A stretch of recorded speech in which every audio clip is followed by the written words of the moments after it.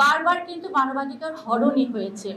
আমরা 1990-তে স্বৈরাচারের বিরুদ্ধে আমরা একটা আন্দোলন করলাম। 2024 এসে আবারও আমাদের সেই আন্দোলনই করতে হয়েছে। এবং এই যে হিউম্যান রাইটস ভায়োলেশনের কারণে কিন্তু বারবার ফ্যাসিজম বলেন, এই স্বৈরাচার বলেন, স্বৈরাচারদের জন্ম হচ্ছে।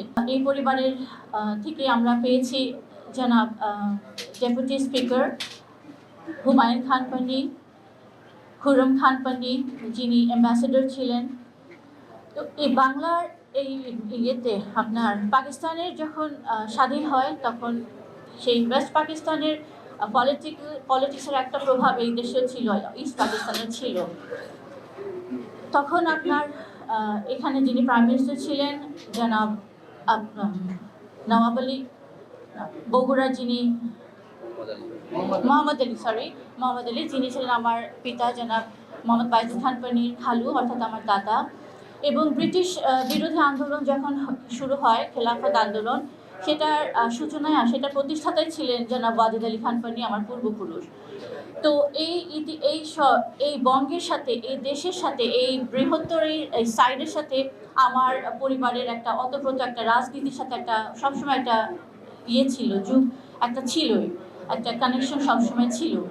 আজও বা আমরা যদি যাই করটিয়াতে সেইভাবে ঐতিহ্য হয়তো বা সেইভাবে নেই, কিন্তু আপনার একটা ন্যাশনাল কালচারাল হেরিটেজের একটা সিম্বল হিসাবে এখনও দাঁড়িয়ে আছে করটিয়ার জমিদার বাড়ি। অ্যাকচুয়ালি আমি এখানে আমার পরিবারের ইতিহাস তুলে ধরার জন্য এখানে বলছি না, মূল কথা আমার না। সেটা হচ্ছে যে আমরা ইউনাইটেড নেশনস যখন প্রতিষ্ঠা হয়, সেই প্রায় 80 বছর আগে, ইউনাইটেড নেশনসের মূল ছিল freedom of speech, freedom of education, freedom to live. তো এই যে মানবাধিকার যে কতগুলো ছিল, আমি আমার বাক স্বাধীনতা, আমার ধর্ম পালন করার স্বাধীনতা, আমার এডুকেশনের স্বাধীনতা, আমার কাজকর্ম, আমার অবাধে চলার স্বাধীনতা, এই স্বাধীনতাগুলো কিন্তু সেই ইউনাইটেড নেশনসের হিউম্যান রাইটসের মধ্যে সবসময় ছিল। কিন্তু অতি দুঃখের বিষয় হচ্ছে যে এই এত বছরেও কোনো ডেভেলপড কান্ট্রি বলি বা ডেভেলপিং কান্ট্রি বলি, এই মানবাধিকার কিন্তু কখনোই কিন্তু সংরক্ষিত হয়নি। বারবার কিন্তু মানবাধিকার হরণই হয়েছে। আমরা 1990-তে স্বৈরাচারের বিরুদ্ধে আমরা একটা আন্দোলন করলাম। 2024 এসে আবারও আমাদের সেই আন্দোলনই করতে হয়েছে। এবং এই যে হিউম্যান রাইটস ভায়োলেশনের কারণে কিন্তু বারবার ফ্যাসিজম বলেন, এই স্বৈরাচার বলেন, স্বৈরাচারদের জন্ম হচ্ছে। তো এখন আমাদের এই যে এখন কথা হচ্ছে যে আমাদের রাজনীতিবিদদের কি করণীয়, রাজনীতিবিদরা কি করতে পারেন। মানুষের মধ্যে কিন্তু একটা আছে সৃষ্টিকর্তা একটা কথা বলার, অবাধে চলার, একটা স্বাধীন মতবাদ প্রকাশ করার একটা সিস্টেম করে দিয়েছেন।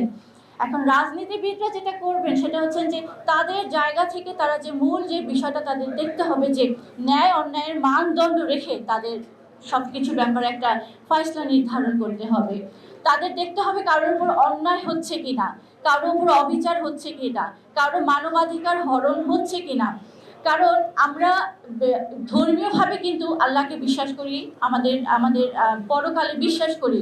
তো সেই তাড়না থেকে যদি আমরা কথা বলি যে আল্লাহর কাছে আমার একসময় দাঁড়াতে হবে, তো সেই জায়গায় আমি আমার অধীনে যারা আছে, যারা আমাকে ভালোবেসে, যারা আমার উপর আশা রেখে, আকাঙ্ক্ষা রেখে, যারা এই নির্বাচন করে বা ক্ষমতা দিয়ে যাদেরকে আনবেন, তাদের এই বিষয়টাকে প্রচুর ইম্পর্টেন্স দিতে হবে যে আমার অধীনে যারা আছে তাদের উপরে কোনো অত্যাচার হচ্ছে কিনা, তাদের উপরে কোনো অমানবিক কোনো বিষয় হচ্ছে কিনা, এই বিষয়গুলো তাদের দেখতে হবে।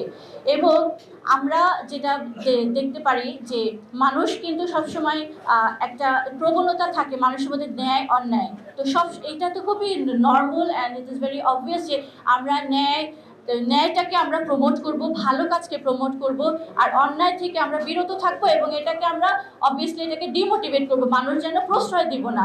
তো সেই প্রবণতা যদি আমাদের সব জায়গায় থাকে এবং যারা দল গঠন করবেন, যারা ক্ষমতায় যাবেন, যারা রাজনীতি করবেন, যারা মানুষের উপরে তাদের আধিপত্য বিস্তার করবেন, তারা যদি নিজেদের দলের প্রতি তাদের যদি বিশেষ কোনো দৃষ্টি না থাকে বা বিশেষ মায়া না থাকে, তারাও যদি সবার কাতারে রেখে তাদের ব্যাপারে যদি সমস্ত ফয়সলা দান করেন, তাহলে মানবাধিকার অবশ্যই সুরক্ষিত থাকবে।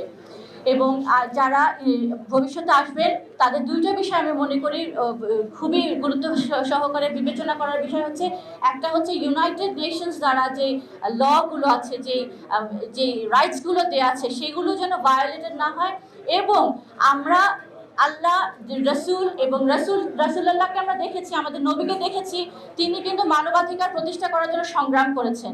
তো সেই দুইটা জিনিসকে ব্যালেন্স করে তারা যদি ন্যায়ের সাথে, নিষ্ঠার সাথে মানুষের উপরে বিচার করেন, মানুষের অধিকার সংরক্ষণ করেন, অবশ্যই সেই নেতা, সেই দল মানুষের কাছে সবসময় ভালোবাসার পাত্র হয়ে থাকবে। তো আমরা আশা করব যে ভবিষ্যতে যারা আসবেন তারা এই বিষয়গুলোকে বিবেচনা করবেন এবং একটা সুন্দর বাংলাদেশ গড়ার জন্য তাদের সেরকম একটা ইনএভিটেবল একটা ভূমিকা তারা রাখবেন।